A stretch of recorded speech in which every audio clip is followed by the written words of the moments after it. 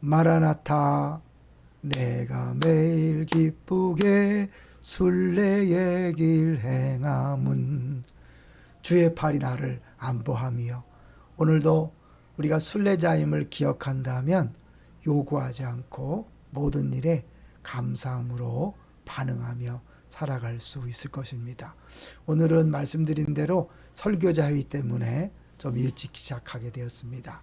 오늘 제목은요, 초월과 내재 모두 있어야 구원이 가능하다. 수요일 날 잠깐 같이 나눴는데요. 아무래도 이 부분을 더 집중적으로 해야 될 것 같아서 한 번 더 했습니다.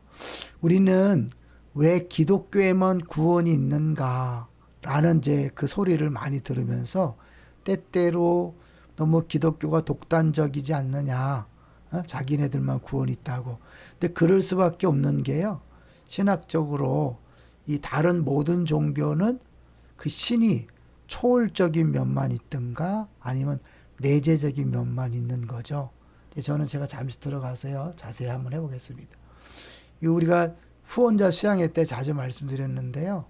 이슬람교는 초월적인 면만 있죠. 알라신은 전능하긴 한데 저 멀리 있어서 인간 세상을 관여하지 않아요. 그래서 일종의 숙명론이죠. 그래서 인샬라라는 게 있잖아요. 알라의 뜻이다. 그냥 끝이에요. 그런가 하면 요 불교 또 힌두교 미신 뭐 이런 모든 것들은 내재 신이 있는데 신이 우리와 다 같아요. 우리와 함께 있어요. 그렇기 때문에 그 내재한 신은 우리를 잘 알지만 우리를 구원할 수는 없죠. 그래서 이슬람교나 불교나 힌두교 모두가 다 뭐냐면 자력 구원이에요. 우리가 열심히 도를 닦고 불공을 들이고 선행을 해서 구원받는 거예요. 근데 우리가 그럴 힘이 없잖아요. 기독교의 차이점은 뭐냐면 기독교에는 하나님이 초월적인 존재로서 저 멀리도 계시고 온 우주를 다 통치하시지만 동시에 예수 그리스도 이 땅에 오셨잖아요. 그래서 초월과 내재가 모두 있어서 우리가 구원하는 것이 아니라 은혜로 구원받는다 그래서 타력 구원이다. 그렇게 이야기하는 거죠. 우리가 스스로 구원할 수 없기 때문에 모든 종교에는 구원이 있다고 말할 수 없는 거죠. 저는 이거를 김세현 교수님이라는 교수님을 통해서 확실하게 이해하고 너무 좋았거든요.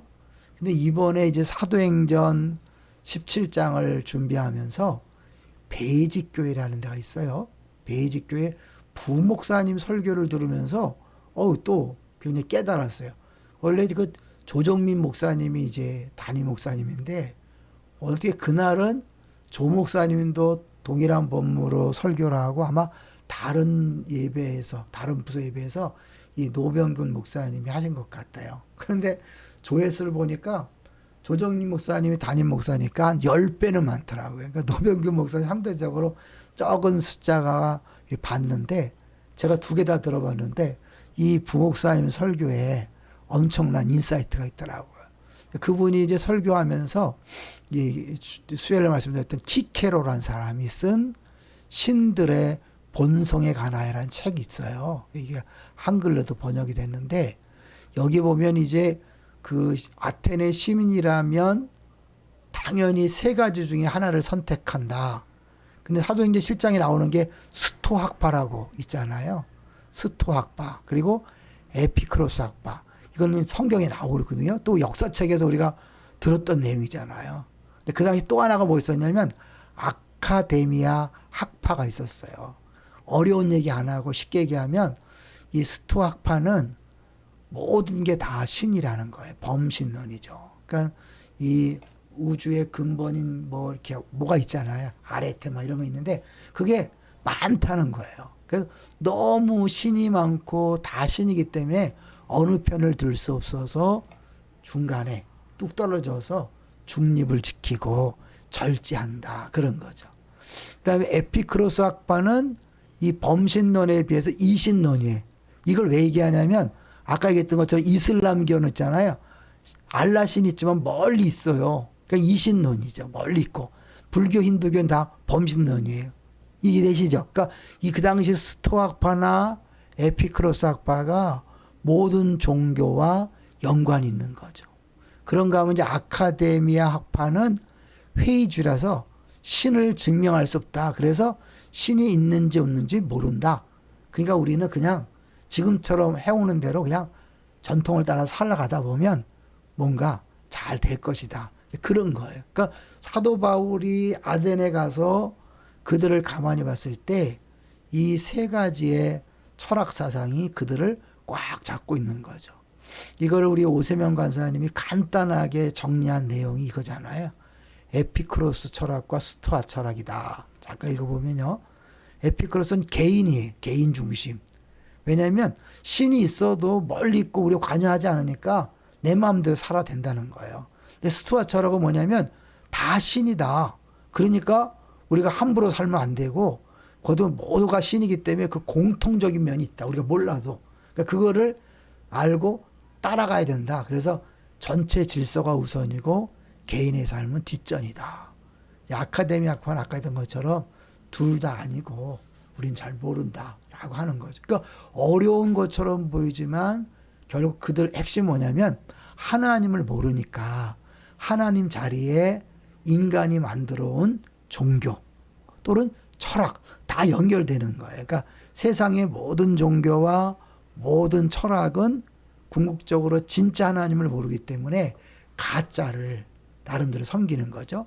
근데 그게 그 사도 바울이 말했던 종교성이라는 거죠. 여기 보니까 바울이 아래에 서서 가운데 서서 말하되 아덴 사람들아 너희를 보니 범사에 종교심이 많도다. 기억나세요?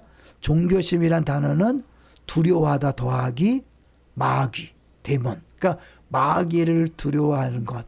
그러니까 결국 모든 종교와 철학 이건들은 하나님을 모르니까 두려움 속에서 나름대로 자기들의 구원 방법을 찾은 거죠. 그게 구원이 없는 거죠. 이런 배경이기 때문에 사도 바울이 그 설교를 할 때 연관된 거예요. 한 번 더 같이 볼게요. 사도행전 17장 24절에 보면 우주와 그 가운데 있는 만물을 지으신 하나님께서는 천지의 주제시니 손으로 지은 전에 계시지 아니하시고 친히 주시는 심이라. 그러니까 하나님이 창조주라고 말씀해 주는 거죠. 그러니까 범신론 모두가 다 신이 아니라 진짜 신은 딱 하나다. 유일신이다. 라고 하는 것은 결국 스토아 학파에 대해서 이제 틀렸다는 걸 보여주는 것이고요. 또 27절을 중심으로 보면 이는 사람으로 혹 하나님을 더듬어 찾아 발견하게 하려 하심이로되 그는 우리 각 사람에게서 멀리 계시지 아니하도다.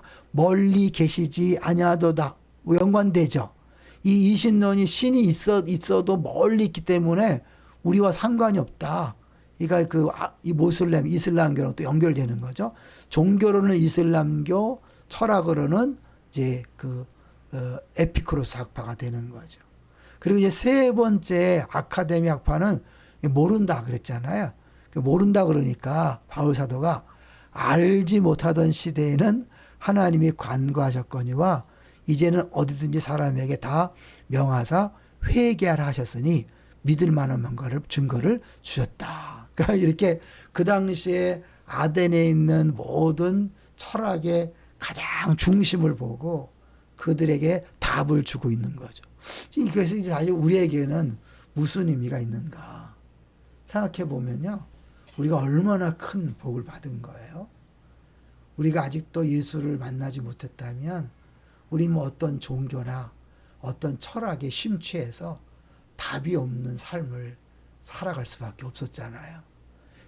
열심히 믿고 열심히 수고하고 애쓰는 모든 종교 믿어봐야 결국 구원이 없고 또 철학한다고 열심히 진리를 판다고 애를 쓰지만 답을 못 찾아서 또 결국은 헛수고잖아요.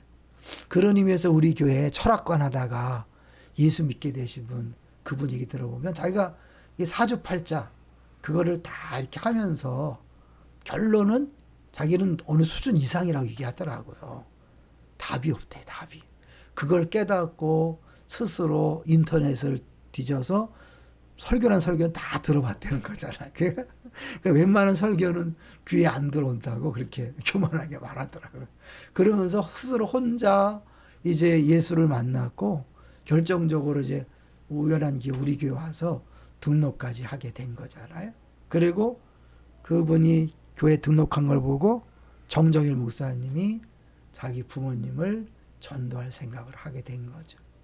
이런 걸 볼 때마다 참 너무 감사해요. 저도 처음 예수를 모를 때는 모든 종교는 인간이 약해서 만들어낸 것이다. 그렇게 알고 있었거든요. 교과서상으로요.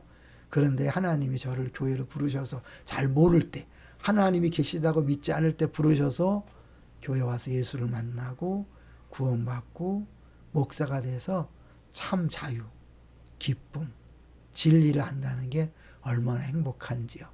이 행복을 마음껏 누리시기를 주의 이름으로 축원합니다. 할렐루야.